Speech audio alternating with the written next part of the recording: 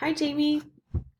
Thank you so much for your poem this week. I want in particular to say thank you for your attention to the questions you include with your poems. I think some students don't quite understand the intention behind this, the importance of including these questions and saying like, "Hey, what do you see? What do you see?" And in each week, I am really impressed by how you guide your readers in terms of saying, "Hey, did this work for you?" And does this make sense? So I just wanted to say I really appreciate your attention to detail with the questions.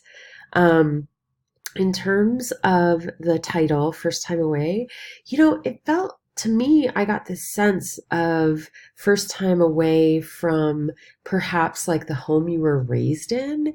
After reading the poem, and there's sort of all of this silence and the deathly still and the contrast, right?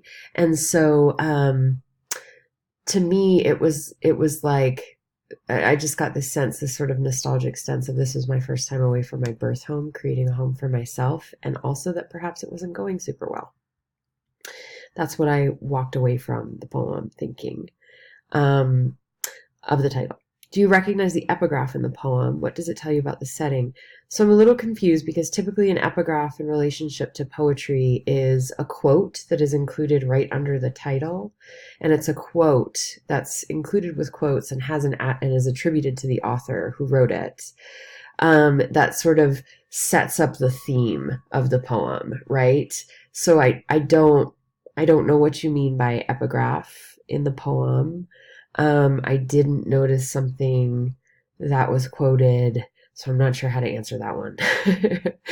um, but I thought it was really a really interesting work this week. I love the lines of motels sharing their secrets of 60-minute stays. Super intriguing.